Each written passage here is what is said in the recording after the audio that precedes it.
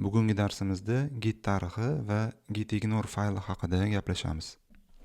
Ushbu darsimizda gitlog, gitshow komandalarini run qilishni ko'rib chiqamiz. Gitignore faylidan qanaqa foydalanish, qanaqa yozishni ko'ramiz. gitrm komandasidan foydalanib, bironta faylni git tarixida kuzatilishini to'xtatishni ko'rib chiqamiz. Gitlog komandasi bizaga qilingan commitlarimizni ro'yxatini beradi. Ya'ni bu bizaga gitni history'sini, ya'ni tarixini ko'rsatadi. Komandaga berilgan optionga qarab git history'ni har xil formatda bizaga ko'rsatib berishi mumkin. Komandaga hech qanaqa option ishlatmasdan run qiladigan bo'lsak, commitlarni to'liq formatda ko'ramiz. Lekin bunaqa ko'rinishda agar commitlarimiz ko'p bo'ladigan bo'lsa, bu ekranimizni to'ldirib qo'yishi mumkin. Komanda bergan outputni har bitta qatorida bittadan commit bo'lishini xohlasak, gitlog komandasiga online optionini qo'shishimiz mumkin. Local repositoryimizdagi hamma branchlarni, commitlarini graf ko'rinishida chiqarib berishini xohlasak, graf va all optionlarini ham qo'shishimiz kerak bo'ladi. Gitlog komandasi orqali commitlarni ro'yxatini olganimizda xohlasak biz uni filtrlab olishimiz ham mumkin. Misol tariqasida faqatgina bitta avtor tomonidan yaratilgan messejlarni olishimiz mumkin. Commitlarni yaratilgan vaqti bo'yicha filtrlab olishimiz mumkin. Agar commit message'dagi bironta so'z yoki string bo'yicha qidirmoqchi bo'lsak, grep optionidan foydalanib filtrlashimiz ham mumkin. Tasavvur qiling, bizaga bitta fayldagi o'zgarishlar mavjud bo'lgan commitlar ro'yxati kerak. index.html faylimiz bor.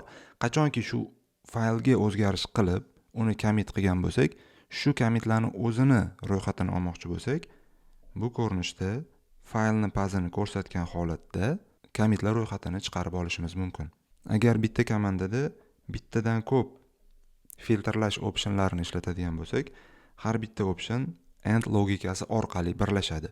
Ya'ni bizaga chiqadigan commitlar ro'yxati hamma shu ko'rsatgan filtrlarimizga mos kelishi kerak bo'ladi.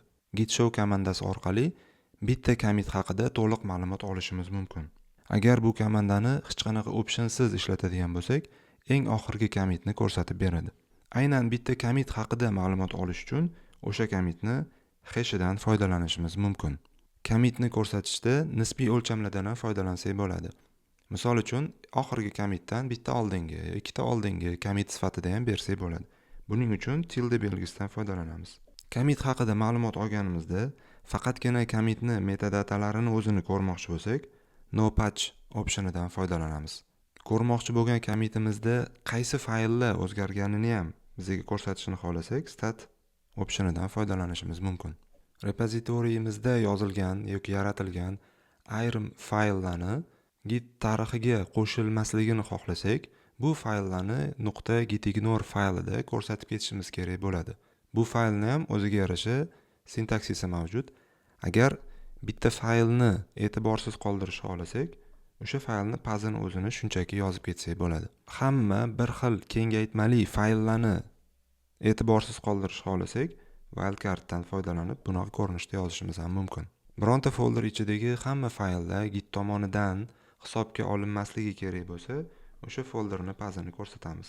Gitignore sintaksisidan foydalanib, bironta shartga to'g'ri keladigan hamma fayllarni e'tiborsiz qoldirishni ko'rsatgan bo'lsak, lekin shu shartga to'g'ri keladigan qanaqadir faylni hisobga olinish kerakligini ko'rsatmoqchi bo'lsak, bunaqa ko'rinishda oldiga undo belgisi bilan o'sha faylni pazini ko'rsatib ketsak bo'ladi. Ikkita ketma-ket yulduzcha bilan bir nechta folderlarni, bittadan ko'p bo'lgan folderlarni wildcard sifatida ko'rsatishimiz mumkin. Gitignore faylini repozitoriyda joylashgan joyi uni qaysi fayllarga ta'sir qilinishini ham belgilab beradi. Masalan, repoyimizni root qismida joylashgan gitignore butun repozitoriyga ta'sir qiladi. Agar gitignore faylimizni bironta folderni ichiga yoziladigan bo'lsa, faqatgina shu folderni ichida joylashgan fayl va folderlarga ta'sir o'tkaza oladi. Agar bitta gitignore fayl yaratib, uni hamma repozitorilarimizga ta'sir qilishini xohlasak, buni global gitignore sifatida belgilab ketishimiz mumkin. Buning uchun o'sha faylni yaratganimizdan keyin gitni tegishli konfiguratsiyasini yozib qo'yamiz. Ya'ni uni core exclude files konfiguratsiyasiga value sifatida o'zimiz yaratgan gitignoreni pazini berib ketishimiz kerak bo'ladi. Repozitoriyda gitignore faylini yaratib, e'tiborsiz qoldirilishi kerak bo'lgan fayllarni ko'rsatishimiz bu faqat yangi yaratiladigan fayllargagina ta'sir qiladi. Agar gitignore faylini yozishdan oldin bironta faylni commitlarga qo'shilgan bo'lsa, historyda agar bo'ladigan bo'lsa, unda gitignore'ga bu faylni qo'yishimiz foyda bermaydi. Bunaqa holatda faylni pazini gitignore'ga qo'yganimizdan keyin gitrm komandasi yordamida o'sha faylni indeksdan olib tashlashimiz kerak bo'ladi. Faylni yoki bo'lmasam folderni ham o'chirib tashlashimiz mumkin. Darsimizga qisqacha xulosa qiladigan bo'lsak, gitlog komandasi to'liq tarixni ko'rsatadi.